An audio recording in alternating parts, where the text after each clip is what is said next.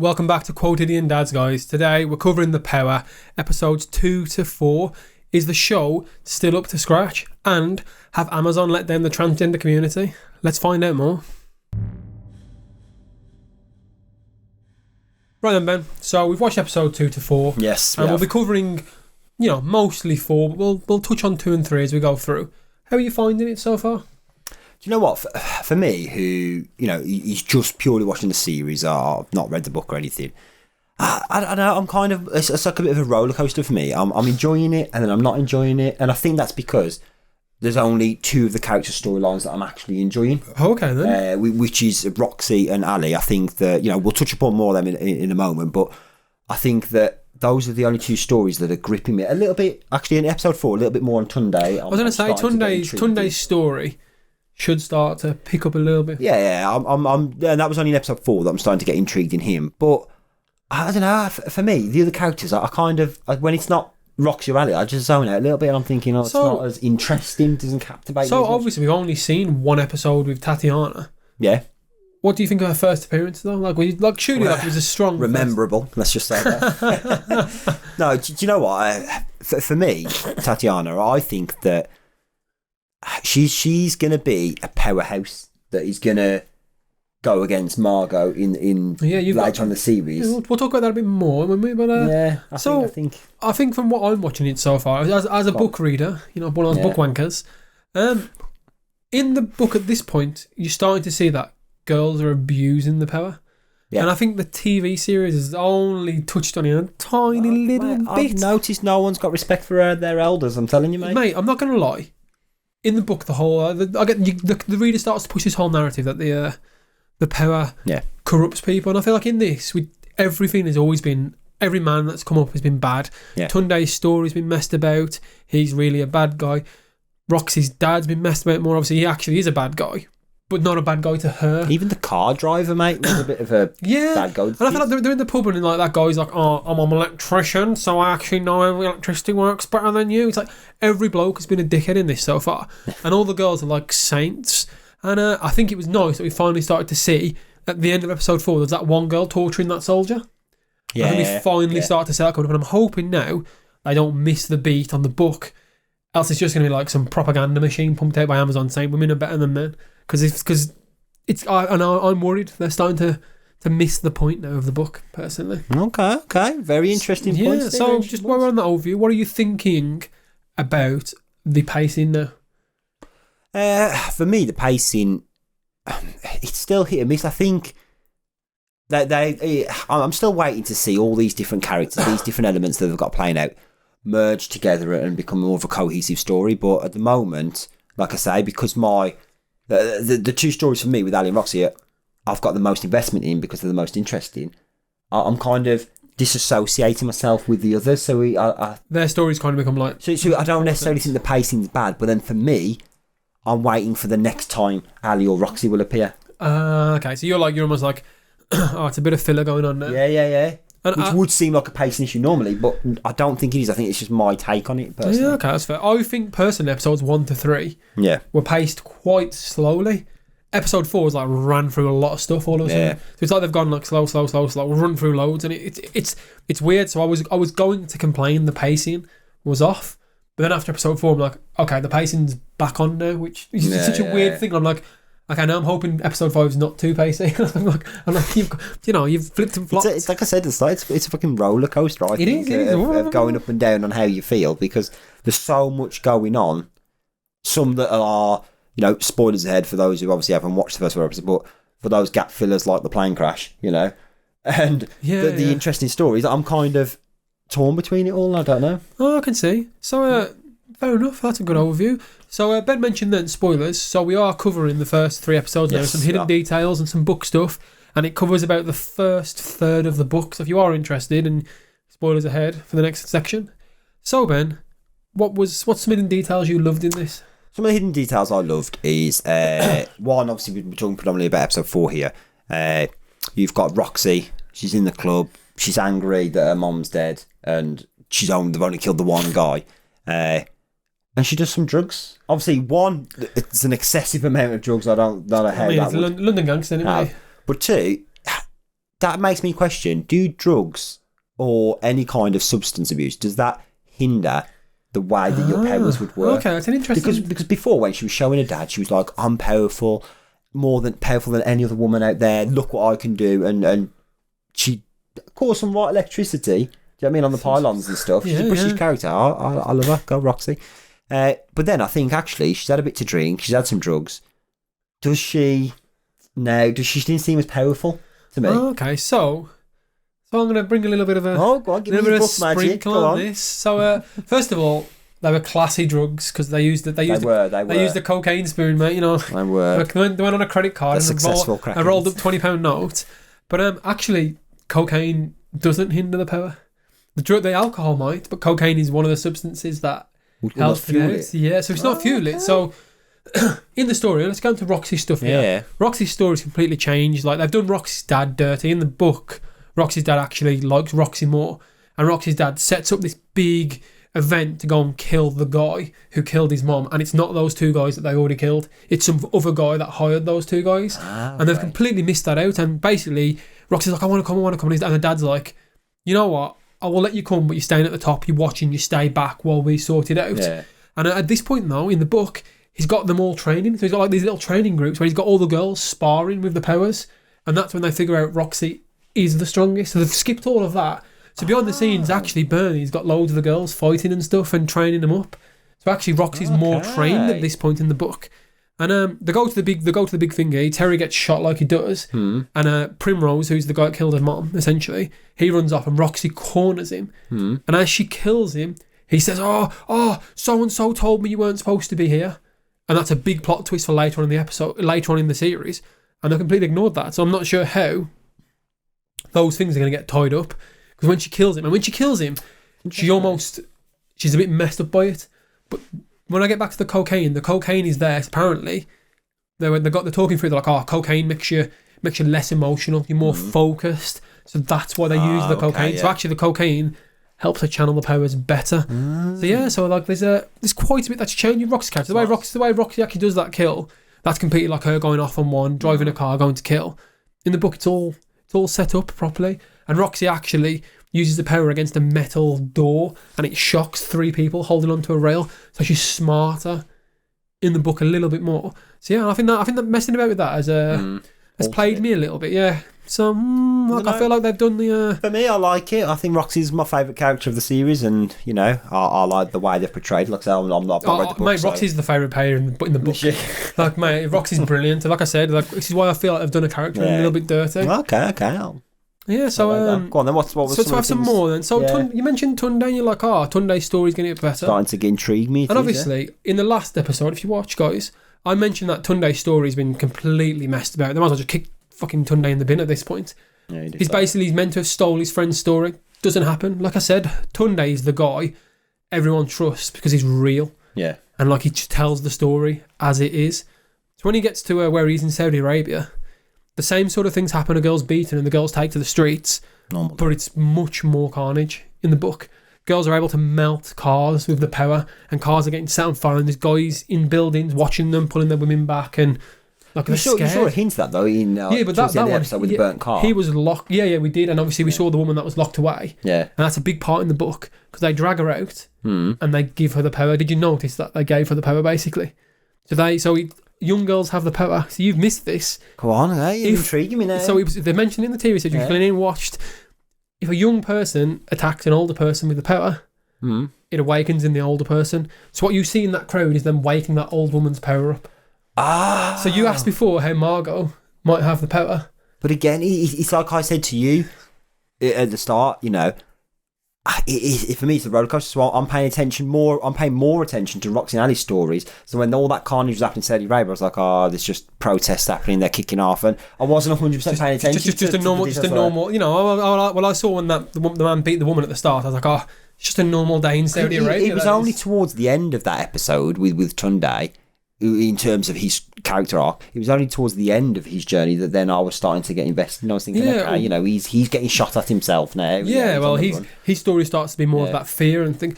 But there's one thing where I mentioned they've messed things around. They've made the girls not bad. When he first gets there in the book, They're like, oh, how do you know you haven't got a gun strapped to your ankle? They make him get naked in front of the women. And obviously, these are women that have never seen a man naked before because obviously they've been kept in it. Yeah. And one woman's like, oh, well, we don't know. And like, it takes off, and you can see it says like the girls look at him a bit like, oh, it's been a nice meat, isn't it? You know what I mean? Like that kind of look. So you start to see that actually women are just as bad at this point in there. And Tunde gets lucky at the very end of that one. Does he? He gets taken away by some girl, and she's like the one that first meets him in there, takes him away and does him in the hotel room. Well, especially in a room, and she's never had sex before, he's never had it before, and it's actually like he's like, oh, it's exciting, but it's scary at the same time. So like, and they've missed that. And again, these build into Tunde's character, and I feel like they've let him down. Tunde's been let down. We need justice for Tunde. Justice for Tunde. Get our signs out. What a joke. Hashtags, get him going. So, and then it leads me on to my final thing about the book. Then.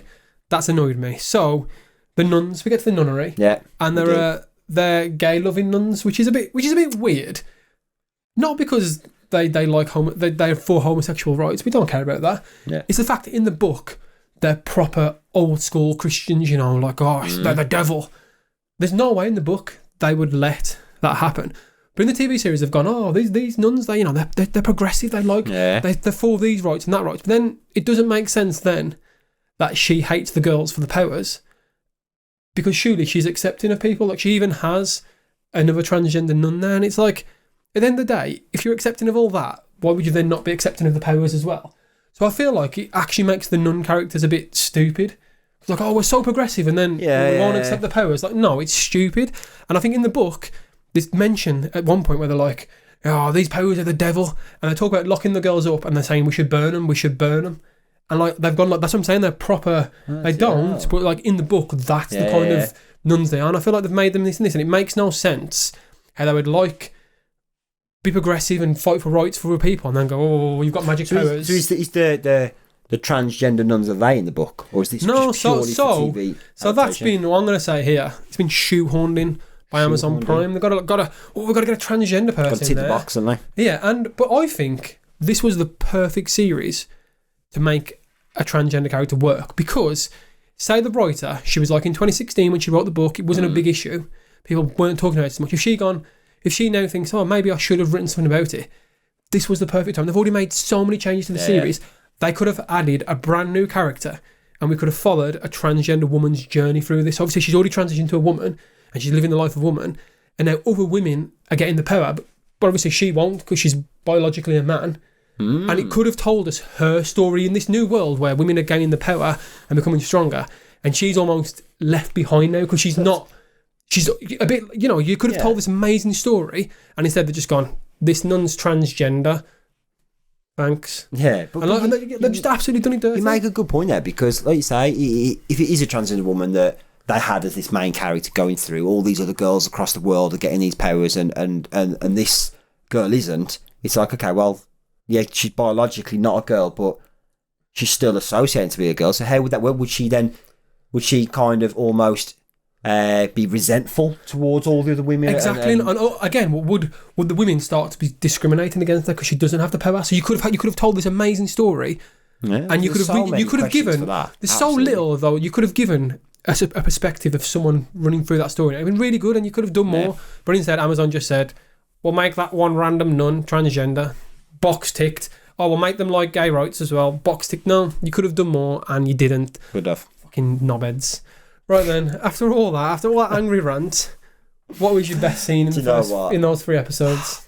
For me, it was a tricky one. There were so many good scenes, but for me, it was episode. Well, there's kind of 2 parts. So for me, episode 4, right? It was the final scene we've already mentioned it, between Roxy and the mom's killer, Tony. Yeah, Tony the killer, and the way she took him down, because she obviously tried to zap him at first, didn't happen, and then she thought, okay, she just got sucker punched by him. I did want to talk about that. Roxy never has power issues in the book, so that's what I'm saying. It was a night of drinking, drugs. So again, alcohol might inhibit it. It could, but anyway, she had the final say, and she blew him to smithereens, which I absolutely loved. It was a great situation. Yeah. Probably. Did you then expect the gun fight to happen straight after, and for Terry to be shot through the head? No, I didn't. Did you see it coming? You were like, these guys are going to get away, drive away. I expected a bulletproof car, to be fair. To be honest, yeah, so did I. But to be honest, I'd forgotten that he was a bit. In my head, I was like, "Oh, isn't he supposed to die?" He was, and then as soon as I thought that, he just shot straight through the head. For me, it was when they got to the dad's house and they were exiting the car, and then one of the brothers was like, "It was Roxy. It was Roxy. Roxy did it." And I was like, "Oh man, you just grasped him within a second. Like you're supposed to be there for a family." In the book, it's not like that. The brothers actually like him more, and Daryl really likes him. And then the evil stepmom tried to get her. Well, the evil stepmom is a consistent character in the book. Oh, okay. So she hates her in the book. So it's that one's consistent, man. They've kept that one though. Well, talking about evil mothers, I suppose. Tatiana, and for me, obviously, she made an appearance in episode 2, a memorable appearance at that, and there was a scene though in particular where we'd obviously learnt a story about her and her mum and her upbringing and stuff into dancing. Again, they gloss over that in the book, so I really liked that. I enjoyed that backstory, and I think that's where I said the pacing issues might have been, is because they've actually extended things, which is nice. Because the book got a lot of the complaints where there are people saying there's too much overview. Yeah. So that was quite nice that we had that backstory. It was nice. It gave a bit of depth to the character for me, and then the introduction of where the tables have turned and the mom is now coming to her and saying, you know, please, I've got no one left. The dad's died. I can't afford to leave. I'm not got a bean left on me. I think she said something like that. Yeah, something crazy. And then obviously, there's that bit of confrontation between the two. She obviously gives the cake to the dog or something like that. Oh, she picks the cake up and is about to hand it to mom. The mom's like, yeah, and she puts it on the floor and tells the dog to come and eat it. And she's like, throw the rest in the bin. But then she throws him off. And obviously the mom throws some slander towards Tatiana as she's on the way out, saying, "You don't look good. You're awful. You're this. I hate your new nose." And then as she leaves the door, Tatiana checks her nose, like to say that I don't give a absolute shit about my mom, but at the same time, I still care about what she says. Yeah. Do you know what I mean? It was a bit real to me, I thought. What do you think then of Tatiana's character? How are you perceiving her so far? For me, I'm perceiving her as almost like the underdog. Do you know what I mean? The dark horse of the group. So I said at the start of this episode that I think that she's going to be another powerhouse to rival Margot in the end. So because you've got those are the two older women. Yeah, let's say they're not old, but obviously okay, I get you. Older than all those. What about her mental state? What are you thinking about that? Absolute psychopath. You think she's absolute crazy? I mean, of course she is. I'm glad she controlled that sex with her husband to the T. Just seen that. Do you know what I mean? She's got those guys bringing food to her every step of the way. She knows when to switch it on and when to switch it off. Oh, fair enough. So you start to talk about it then. Leading then, what are your future predictions? I wanted to make sure we got the segments in first. So future predictions, Tatiana and Margot going at it. They're the two powerhouses. One's trying to say, I'll help the girls, I'll lead them. And the other's saying, well, actually, I think I'm more of a better leader than you. And they're the powerhouses that are going to go at it. Oh, okay. So you think there's do you think at some point those two are going to have a John Wick style lightning fight? I don't know about that, but simultaneously, I think that, Roxy and Ali. Now, I have got a prediction here, and again, I haven't read the book, so I don't know if it's true. I might be wrong. But for me, Ali seems like the bad guy. Now, she has the power to touch a bird in this instance, but it could be a human, and go deep down into the root of their heart or their brain, their hardwire, and almost reboot it with electricity. That is a dangerous thing to control. So it's almost like and she's got a voice in her head telling them what to do. She has got the magic voice.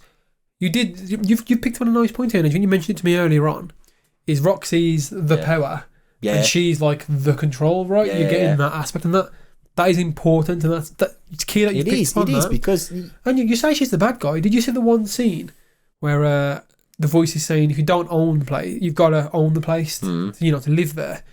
And as the camera pans up, there's a shot of Ali's head with a light behind it, so she looks a bit like the Virgin Mary in the scene. And I feel like you missed that, didn't you? I did miss that. So you think? So why do you think she's the bad guy? Because one, she steals things. You know what I mean? She stole those cookies in that pawn shop that she was in. She stole. I mean, she was like nearly dying. Just saying, she's portraying the bad guy. She's shouting at nuns. She's killing chickens. Do you know what I mean? I think that was an accident, mate. She didn't mean to kill the chicken. I'm just saying. I think that she's a dark horse that's gonna act like she's good, but actually, once she's got into that power position, she's gonna say nothing. Do you think it's gonna be Roxy versus? Because she could put her hands on a wall. Ali could, and she could electrocute everyone on the floor because that's the way her power's working. Where Roxy would walk in and just guns, electric, bang, bang, and just kill everyone. Well, Do you know say what I that mean? they're travelling across the metal. Anyone can do that with electricity. Yeah, I know. The but control thing she did couldn't She's be done. thinking more about the way she does it rather than just going in full guns blazing and blasting the shit out of everything. Have you just before we get on to that the last prediction? Have you finally realised that the voice isn't a narrator now and he's talking to her? Yeah. Yeah. You finally clocked on that one, have you? I did. In the first episode, for those of you who were watching, I did think that the voice in her head was just narrating a future story. But yeah, I realise the voice is telling her what to do. You mentioned one more thing that as a future prediction to me, and it was something to do with Tatiana, wasn't it? Oh yeah, so I reckon that obviously this powerhouse couple, Tatiana and Margot, are going against each other, and I reckon in that kind of attack that's going on, however it plays out, Tatiana is going to kill Joss, Margot's How do you think that even happens? How do you think Margot... Because I think do you know where Tatiana is on the... You know what country it was? In some Russian-based country. It was Moldova. So obviously it's European, but and Margot's obviously in America. Yeah. How do you think that happens then? How are we getting obviously they're going to get together for some kind of world organisation, all the leaders of the world, because she's a female, she has to take over the current ruler of Moldova. Oh, okay, so you think that I'm bright balling this right now. How is she taking over the current leader though? Well, I don't care about that, but the whole thing about women having power, so they want all the women the head, so there's no men there to get killed, basically. So they send all the women of these heads of states. That's what I'm going for right now. This is a live prediction, right? And then they're going to get together. It's going to be a bit of a confrontation. Joss is going to come up and say, you can't mess with me. Fair. So on that bombshell, guys, let us know if you're enjoying The Power. Is there something you want to continue watching? Have we convinced you that you should maybe watch it? And we'll catch you next week for something new. See ya. Take care.